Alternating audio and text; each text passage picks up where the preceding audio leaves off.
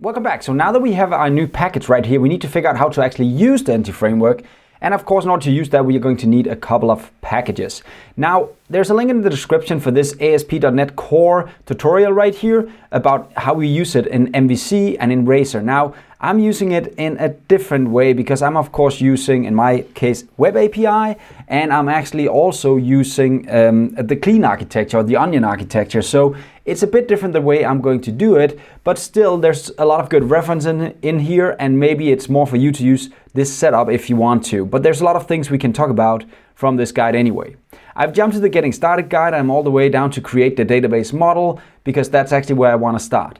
Before we can do this, there's a small link about how you can kind of add the packages you need. And in my case, I'll just show you how we'll add those packages because I can actually see I only need a single package right now. So I'll go to the NT Framework Core, I'll go to Dependencies, Manage Nuget Packages right here. That will open my window down here to open the packages. And here you can actually just write EFC for Entity Framework Core. And then the package you need is this one. Let me just mention, if you have pre-release selected here by mistake, you'll actually get a preview package. And I wouldn't encourage that because there's probably still bugs in that one. It is a release candidate, but you'll probably get bugs. And you'll notice that 6.0 is almost there. So let's just keep it right now at 5.0 because that's the framework I'm using inside this project. And it might cause issues if I'm using NT Framework 6 with .NET Core 5. So that's why I'm choosing the 5.0 and deselecting the pre-release. And I'm going to pick the one called Microsoft NT Framework Core with nothing else in the end right here. Notice it's just NT Framework Core. There's a lot of packages to pick from, so just beware that you take the right one. And I'm adding it to our EF Core project right now, which is this project right here that we just built.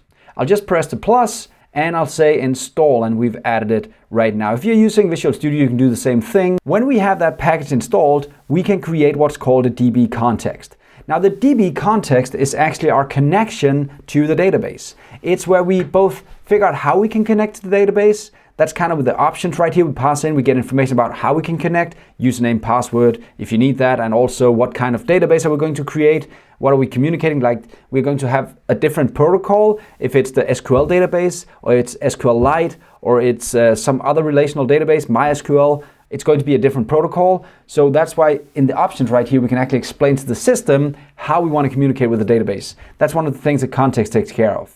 The context can also take care of things like the databases you need, the tables you need in the database. So each DB set here is actually going to be a table.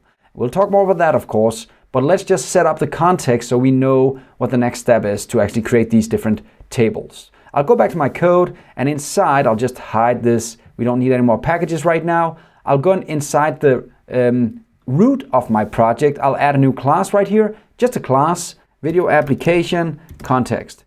And we can even call it DB context like this, just to kind of explain that this is going to be a DB context. And again, it's the same thing they're doing right here, school context, and we're going to also extend the DB context like this. So let's just add this and press enter, kaboomy. It creates a small class for me right here. And again, as you noticed in the guide, we need to kind of have a superclass or inherit from DB context right here. So I'll just do that, and there we go. Now we actually have a DB context that is able to later on communicate with the database. And again, think of this as the connection from the database. And it's also going to be the context that we're going to later dependency inject into the different areas in our system in order to start talking to the database.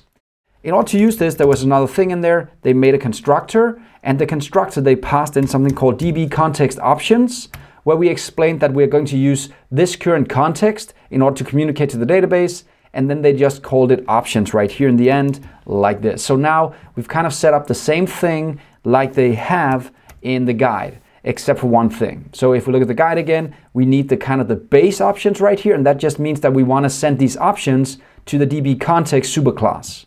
So base means call the superclass like this, and then I'll pass in those options I just made to that superclass.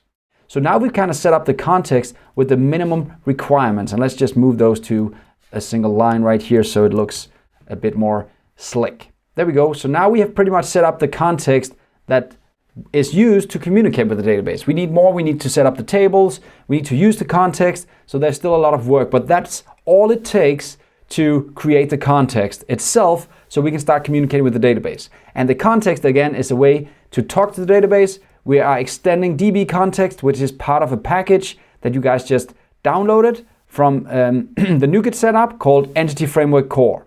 So that's it. Now we have kind of a way to start using the Entity Framework. Now we just need to figure out how we create tables, how we actually do the requests, the SQL requests, or the SQL queries, and that's going to be for the next video. See you next time.